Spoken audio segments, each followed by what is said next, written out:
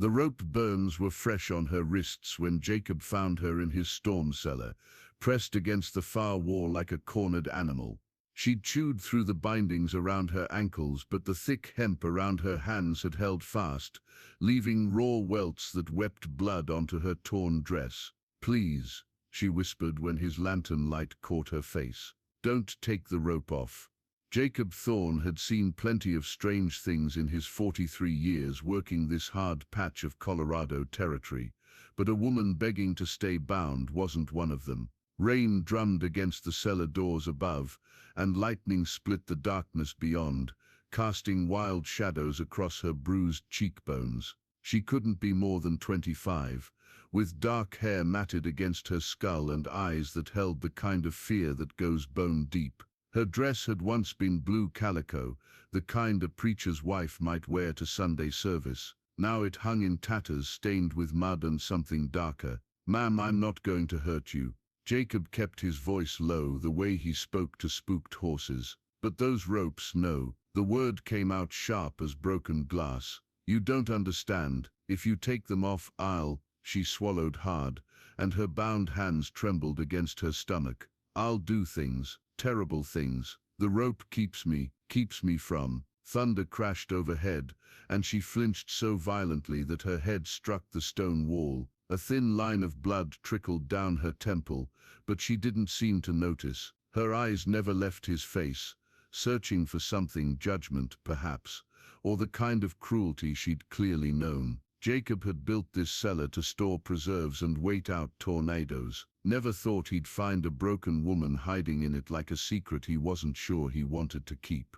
The smart thing would be to ride into Copper Falls, fetch the sheriff, let Tom Morrison sort out whatever mess this was. But the way she looked at him, like he held her life in his calloused hands, made his chest tight with something he couldn't name. Outside, the storm raged on, and somewhere in the distance he thought he heard the sound of horses. Or maybe it was just the wind playing tricks. She pressed herself deeper into the corner, and the rope around her wrists seemed to tighten of its own accord. "They're coming," she whispered. "And when they find me gone—" Jacob crouched down slow, setting the lantern between them so she could see his hands. Empty, peaceful, the kind of gesture his late wife Sarah used to make when gentling wounded birds. "Who's coming?" The woman's laugh came out broken, like something precious dropped on stone.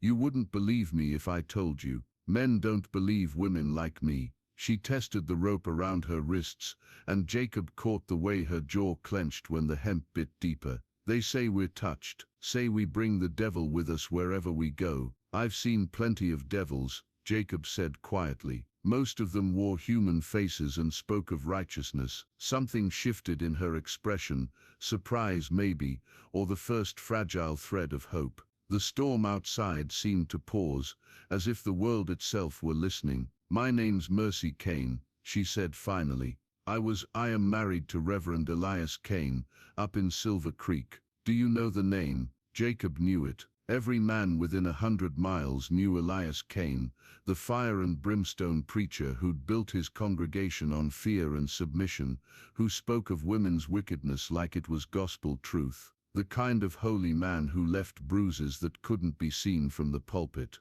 "I ran," Mercy continued, her voice barely above a whisper. "3 days ago I finally ran, but not before." She looked down at her bound hands, and her breathing quickened. "Not before I killed him." The words hung in the air between them like smoke from a dying fire. Jacob studied her face, looking for madness or deception, but found only the hollow-eyed exhaustion of someone who'd carried a terrible weight too long. "He had it coming, I'd wager." Mercy's head snapped up, eyes wide with shock. "You don't understand. I didn't just kill him. I enjoyed it. I felt something dark rise up in me, something that wanted to keep hurting him even after he stopped breathing. That's why," she pulled against the ropes, wincing, "that's why I can't let these come off. Without them I might become the monster he always said I was." Outside, the sound of hoofbeats grew clearer, and Jacob's blood went cold. 3 riders, maybe 4, moving fast despite the storm. Men who knew where they were going. He looked at Mercy Kane and saw his choice laid bare: cut her loose and trust her word, or leave her bound and helpless when her pursuers arrived. The riders were getting closer. The first shot shattered the cellar door above their heads, sending splinters of wood raining down like broken prayers. Mercy didn't scream. She'd gone perfectly still, the way prey animals do when the predator's scent fills the air. Mercy Kane, the voice boomed from outside, thick with authority and righteousness. You come out now, and the Lord might show mercy on your blackened soul. Jacob blew out the lantern and drew his Colt in the same smooth motion. 20 years of living on the edge of civilization had taught him to read violence in the wind, and this storm carried death with it. Deputy Marshal Hawkins, Mercy whispered, her voice barely audible above the rain. Elias's brother-in-law. He'll say I murdered a man of God in cold blood. He won't mention the bruises, or the other things. 4 sets of boots hit the cellar steps, slow and deliberate. Jacob could hear them breathing, could smell the rain and gun oil and something else, the particular scent of men who'd convinced themselves their cruelty was justice. There's nowhere to run, girl. This storm's got the whole territory locked down tight. Light flickered at the top of the stairs, torches probably, or lanterns wrapped in oilcloth. Jacob pressed himself against the wall beside the door, thumb on his gun's hammer. In the darkness he could barely make out Mercy's silhouette, still pressed into her corner like she was trying to disappear into the stone itself. Please, she whispered to him, so quiet the words were almost lost in the storm. Don't let them take me back. I'd rather die here than... The first man through the door was young, maybe 20, with a deputy's badge gleaming on his rain-soaked coat. Jacob took him down with the butt of his gun, quick and clean, before the boy even knew what hit him. The second man had his pistol drawn, but darkness and surprise made him sloppy. Jacob's shot took him in the shoulder, spinning him around and sending his weapon clattering across the floor. Federal marshals. The voice from above carried the weight of law and fury. You're harboring a murderess, mister. Stand down, and we might let you live to see trial. But Jacob had seen Mercy's eyes when she spoke of her husband, had seen the way she flinched from gentle touch,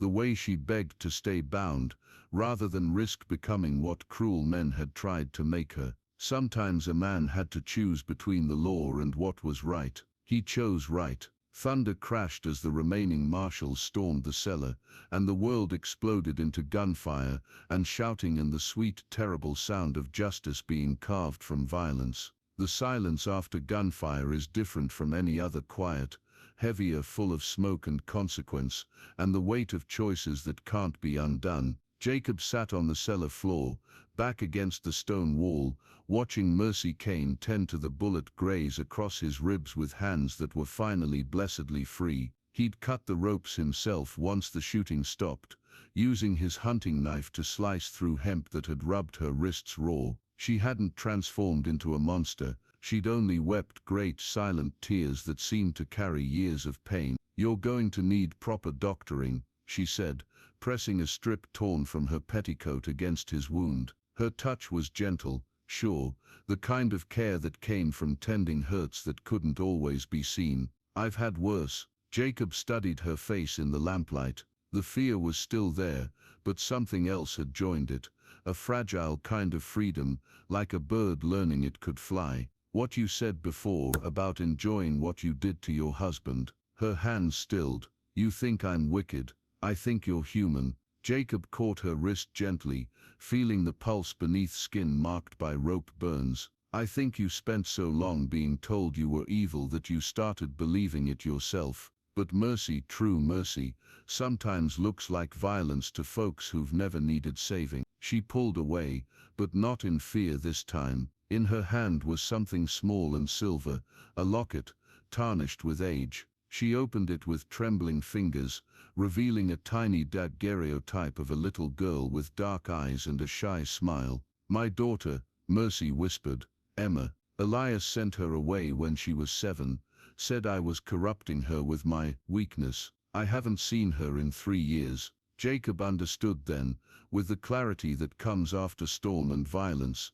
The ropes hadn't been about controlling some imagined darkness. They'd been about punishing herself for surviving when her child couldn't be saved. Where is she now? St. Mary's School for Girls, up in Denver. If she's still, Mercy's voice broke. If she's still alive. Outside the storm was finally breaking, and through the shattered cellar doors, Jacob could see the first pale hint of dawn creeping across the sky. The dead marshals would bring questions, but he'd deal with those when they came. Right now, there was only this moment, this woman, and the choice to believe in second chances. "We'll find her," he said simply. The morning sun painted the Colorado plains gold when Jacob hitched his best horses to the wagon. Mercy sat beside him, wearing one of Sarah's old dresses, blue gingham that fit her small frame like it had been made for her. Her wrists were bandaged, but her hands were steady on the reins.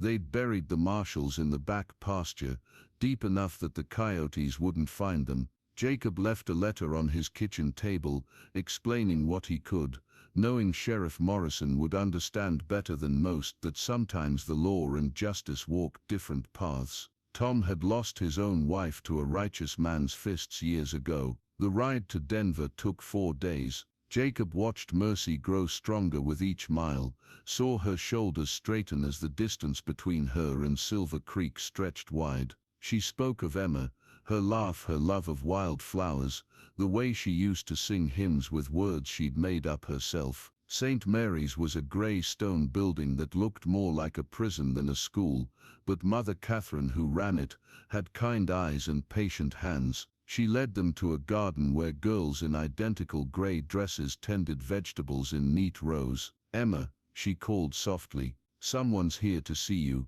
The girl who turned around had Mercy's eyes and her father's stubborn chin, but when she saw her mother, everything else fell away. She ran across the garden like her life depended on reaching the other side, and when Mercy caught her up in her arms, Jacob had to look away from something too private and precious for witnessing. They made their home on Jacob's ranch, the 3 of them. Emma helped with the horses and learned to read the weather in cloud formations. Mercy tended a garden that bloomed impossibly bright against the harsh Colorado landscape, and Jacob found that healing came easier when you had someone to heal alongside. Years later, when Emma was grown and married to a good man who understood that love meant partnership, not ownership, Jacob would sit on his porch and watch the sunset paint the mountains purple. Mercy would join him, her hair silver now, but her eyes still holding that fierce light of someone who'd chosen hope over despair. Sometimes she'd still run her fingers over the old rope scars on her wrists,